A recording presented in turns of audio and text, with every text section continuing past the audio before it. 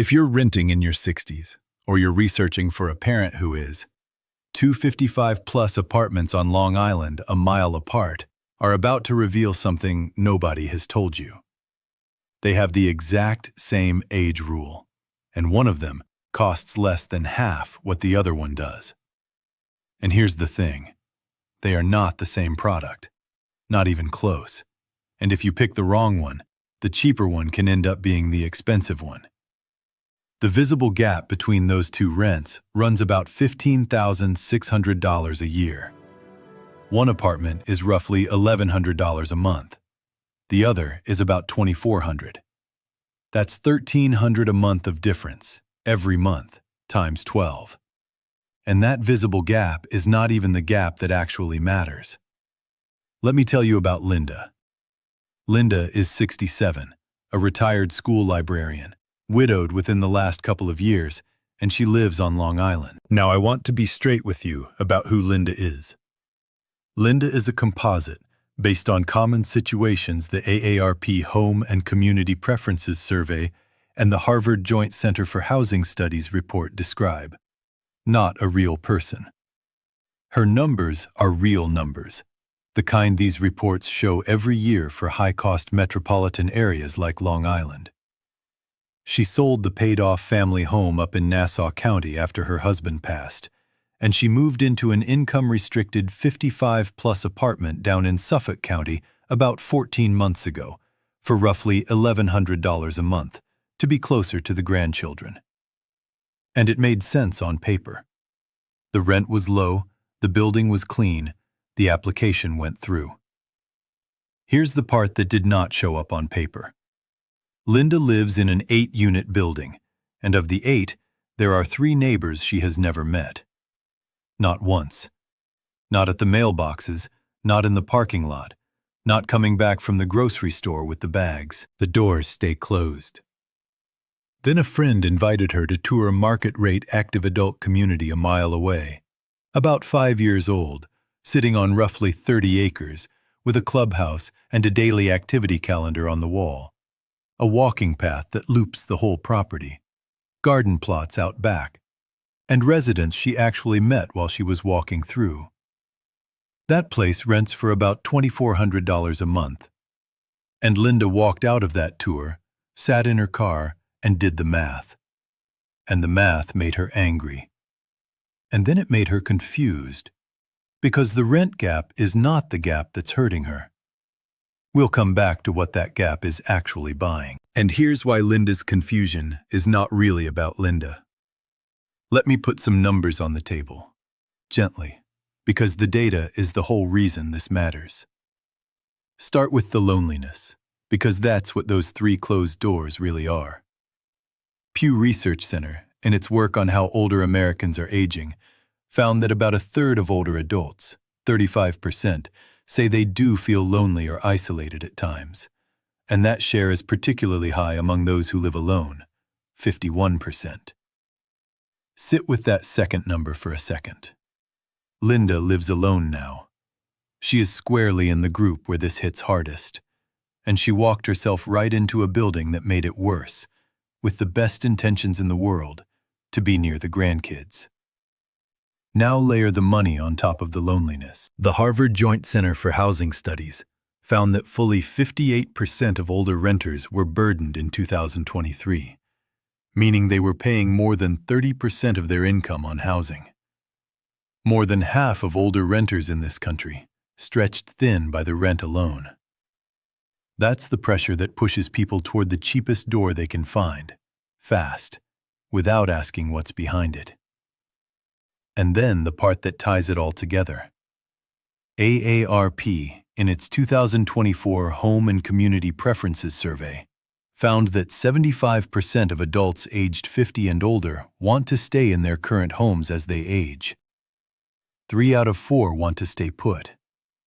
But the same survey found that 44% of those 50 and older expect to relocate anyway.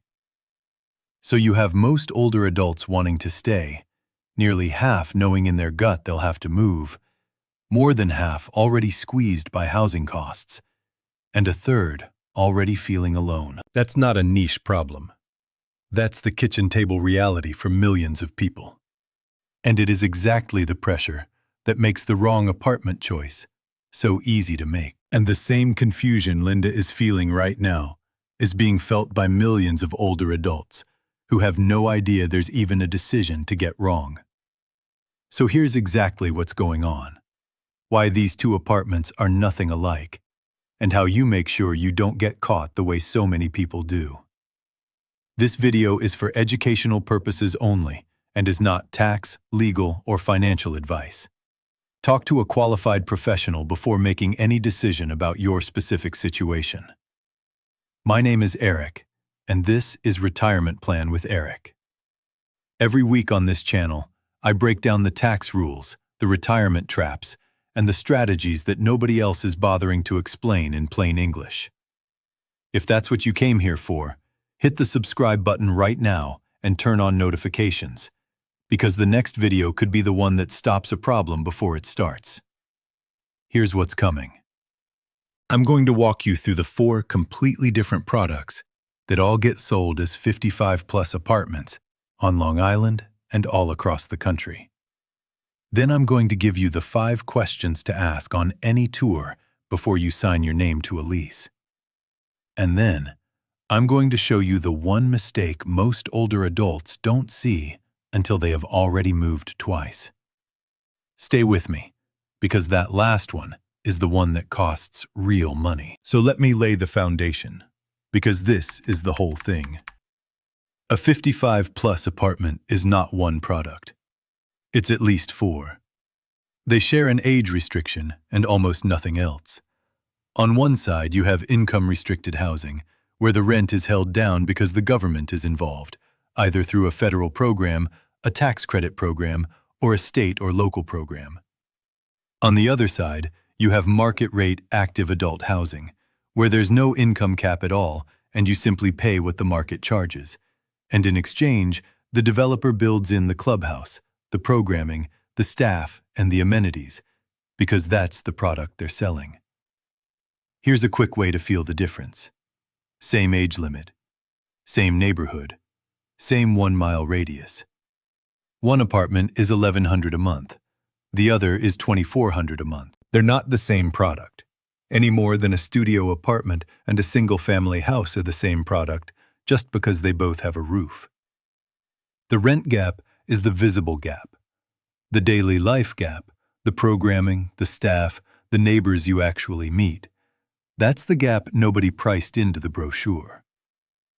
Now let me show you what this looks like in real life, with real people. Because the rule on paper and the rule in your kitchen are 2 very different things. Scenario 1. The federal program, the deepest affordability, and the longest wait. The flagship here is the Section 202 Supportive Housing for the Elderly program, run by the Federal Department of Housing and Urban Development, the housing agency. Let me put the rules on the table because they're specific and they matter. To live in a Section 202 property, at least one adult member of the household has to be at least 62 years old. Notice that. 62, not 55. Your household generally has to make less than half of the median income for the area where the property sits. And residents are typically charged 30% of their adjusted income for rent, with the rest covered by the federal government. There's usually a service coordinator on site, someone whose actual job is to link residents to services in the community so they can keep living independently. That's real support, written into the program. Now here's the trap inside the good news.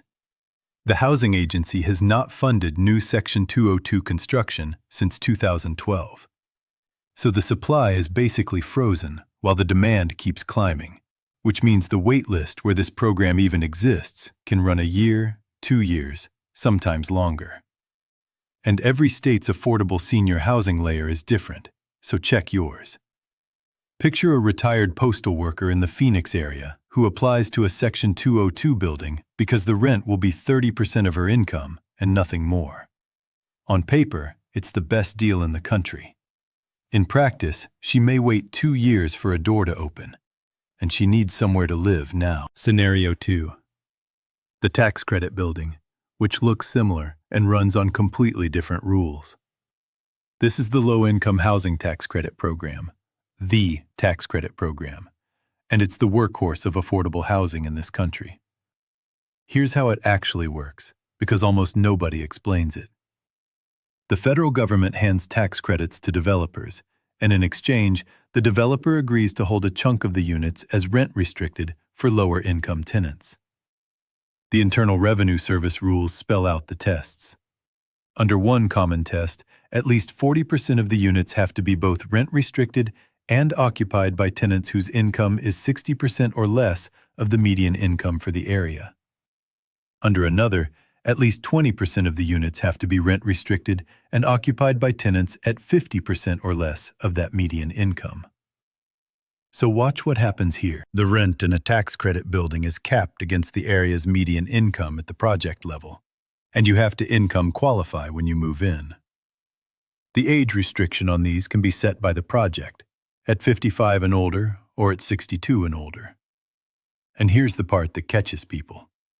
There's no service coordinator mandate baked into the tax credit program the way there is in Section 202.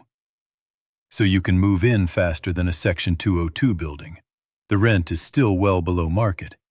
But the support staff, the programming, the activities coordinator, that's not guaranteed to be there. Picture a husband and wife in coastal Maine, both retired, who income qualify and get into a tax credit building within a few months. Great rent, quiet building, and no one running a single activity because nothing in the program required it.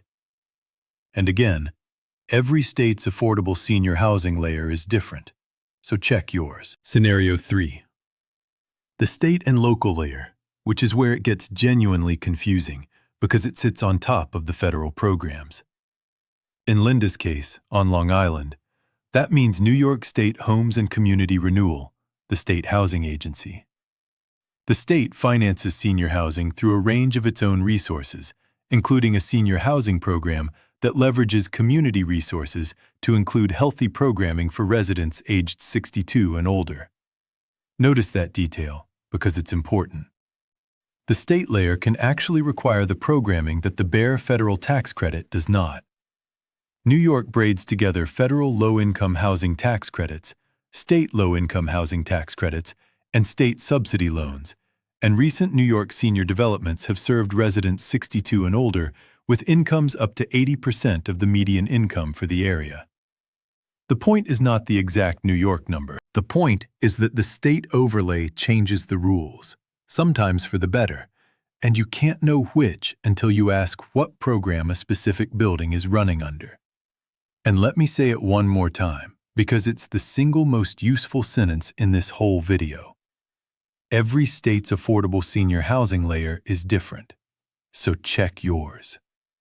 A retired nurse in suburban Syracuse and a retired nurse on Long Island can be in two buildings that look identical and live under two completely different sets of rules. If you're still with me, the next 90 seconds are the most important 90 seconds in this video, because this is the part where most people stop paying attention and start losing money. Let me close that loop I opened at the start. The $15,600 a year that the market rate place costs over Linda's income-restricted place, what's that money actually buying? It's not buying magic. It's buying staffed activity programming, a person on payroll whose job is to fill that calendar on the wall. It's buying amenity infrastructure that does not quietly get deferred maintained out of existence because the developer's whole business model depends on those amenities working. And it's buying exit flexibility, the ability to leave on a normal lease cycle instead of being locked in by a subsidy you can't replace. That's the daily life gap. Now here's the new loop, the one that matters most. There's one decision Linda has not made yet that almost every older adult gets wrong on the first try. It's not which building, it's the second move. We'll get there. Scenario 4. The market rate active adult community, operating under the Housing for Older Persons Act of 1995, the Older Persons Act. This is the $2,400 place a mile from Linda. Here's the legal frame, straight from the federal rules. For a community to qualify as housing for older persons under the 55 and older exemption, at least 80% of its occupied units must be occupied by at least one person who is 55 years of age or older. That's the whole age engine. There's no income cap. You pay market rent. And in exchange, the scaled developers in this space, the big national and regional operators, build the lifestyle in. The clubhouse, the calendar, the walking path, the staff.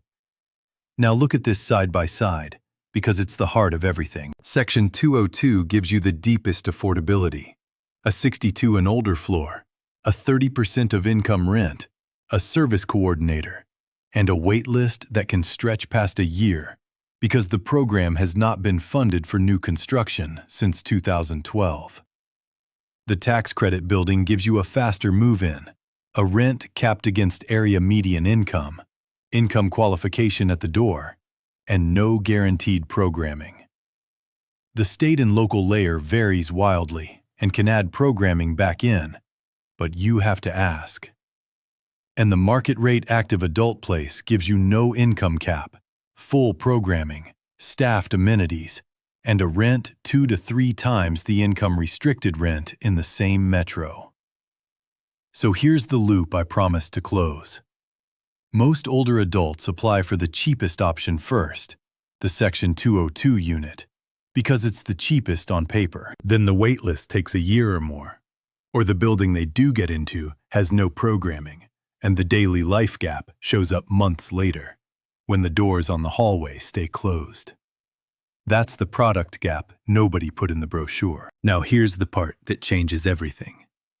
This is the trap, and it's not the trap you think. Most older adults who move at 60 or older move once, into the cheapest option they can find. And then within roughly 2 years, they realize they have to move again, because the building is isolating, or the programming never existed, or their needs changed. And here's why the second move is the killer. The second move almost always costs more than the first. The cheapest option you left has already been claimed behind you, and the wait list to get back into anything comparable is just as long as it was the first time. The market rate option requires a fresh financial qualification you may not pass as easily 2 years older and 2 years into spending down your savings. And the move itself is not free. Think about it honestly. A second residential move at 60 plus can run you the lost security deposit on the place you're leaving, a broker fee that on Long Island can be a full month's rent or more, the movers, which for a full apartment can be several $1,000s, and then the very real chance you land in your second choice unit, the one with the deferred maintenance the rent did not warn you about. Stack a broker fee of roughly $2,400, a couple of thousand in movers, a lost deposit, and a few months of paying the higher market rent while you wait, and you're looking at something in the neighborhood of $15,000 to $20,000 for the privilege of fixing a decision you made under pressure. That's the trap. Move once cheap, move again expensive. And if you're sitting at your kitchen table thinking this doesn't apply to you, I want you to listen very carefully to the next 90 seconds, because this is the part most older adults don't find out about until the notice is already in the mailbox. So before you do anything, let me give you the 7 roads out of this in plain language, because the answer is not the same for everybody. 1. Section 202, Deep Affordability, 62 and older. A 30% of income rent, a service coordinator, but a long wait. It fits the person who can afford to wait and wants the deepest support. 2. The Tax Credit Age Restricted Program, faster than Section 202, income qualified at the door, no programming mandate. It fits the person who needs a real rent break soon and does not need built-in activities. 3. The state and local senior programs. In New York, the Homes and Community Renewal layer with the Long Island overlay, which can add programming back. It fits the person willing to ask exactly what program a building runs. 4. The market rate active adult community under the Older Persons Act. High rent, full programming, real exit flexibility. It fits the person who can carry the rent and wants the lifestyle and the neighbors. 5. Age in place with a home retrofit, grab bars, a no-step entry, a first-floor setup, sometimes with help from federal home repair programs. It fits the person who still has a home and wants to stay. Just know that the home modification grant and loan programs vary in funding, and you have to confirm what's currently available. 6. A multi-generational move into an adult child's home, possibly with an accessory dwelling unit if your local zoning allows it. It fits the family that wants to pool resources. The risk is the zoning and the family dynamics. 7. A continuing care retirement community, which bundles independent living with care as your needs grow. It fits the person planning decades ahead. The one risk to know cold is that the front-loaded entry fees are often non-refundable, and the contract type changes everything, so read it with a professional. Here's your action checklist for this week, and these are 5 questions you ask on the tour before you sign. 1. Ask what program is this, in writing. Is it Section 202, the tax credit program, a state or local affordable program, market rate active adult, or a mixed income project? The answer changes your rights, your rent rules, your recertification schedule, and what happens if your income changes after you move in. Make them put it on paper. 2. Run what I call the 4 o'clock Wednesday test. Tour mid-afternoon on a weekday, not on a staged weekend open house. Count the residents you actually see in the common areas and out on the grounds. Then ask the leasing office how many people usually show up to the most popular weekly activity, and compare those 2 answers.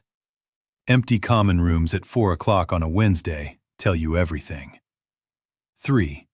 Ask about the programming calendar and who runs it. Is there a paid activities coordinator on the payroll, or is that calendar a leftover from last spring? Is the class that pulled you in from the brochure still actually running this month? 4. The brochure amenity. Is it open? The pool, the fitness room, the library, the greenhouse, the walking trail? Go see each one in person and photograph the hours sign on the door, because a closed pool in the brochure is still a closed pool. 5. Do the exit math before you do the entry math. Ask the lease term, the notice period. What happens to your rent and your eligibility if your income changes after you move in? And what reapplying to market rate housing in your area would actually look like later. The second move costs more than the first, so knowing the exit before you walk in the entrance is the cheapest insurance you'll ever buy. Let me bring this all the way back around. Same age limit, same neighborhood. 2 apartments a mile apart. One is $1,100 a month, one is $2,400 a month. And the visible rent gap is about $15,600 a year. One choice on its own costs you nothing extra if it truly fits your life. The other choice, the rushed one, the cheapest on paper one that forces a second move inside 2 years, can cost you that whole year of rent difference, plus another $15,000 to $20,000 in deposits, broker fees, movers, and higher rent while you wait. Same person, same age, same 1-mile radius. The visible gap is the rent. The daily life gap is the one that decides whether you stay or whether you move again. And now you can see both of them.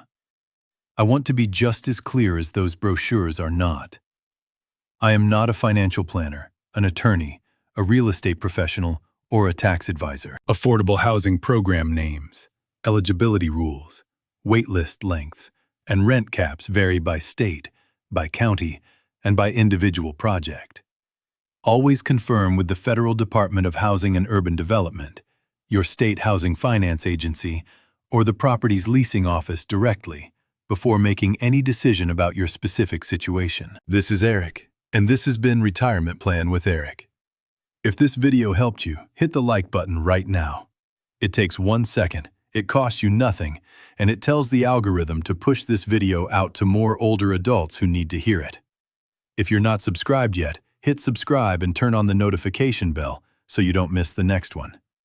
If you know somebody who's comparing 55+ apartments right now, or whose parent is, send them this video today. The 5 questions to ask on the tour are right here, and the one mistake on the second move is the one you want them to hear before they sign. We started with 2 55+ apartments on Long Island, 1 mile apart. Now you have the 4 products they could each be, the 5 questions to ask before you sign, and the one mistake almost everyone makes on the first move, the move that quietly forces the expensive second one. Drop the program type in the comments. Section 202, the tax credit program. State or local affordable, market rate active adult, or still researching. Because it tells me what to cover next. And next week, we walk through what your housing costs do when one spouse needs care and the other does not. If you have a parent in their 70s or older, or a spouse you're planning for, do not miss it. I read every single comment, and the most common questions become future videos. I will see you in the next.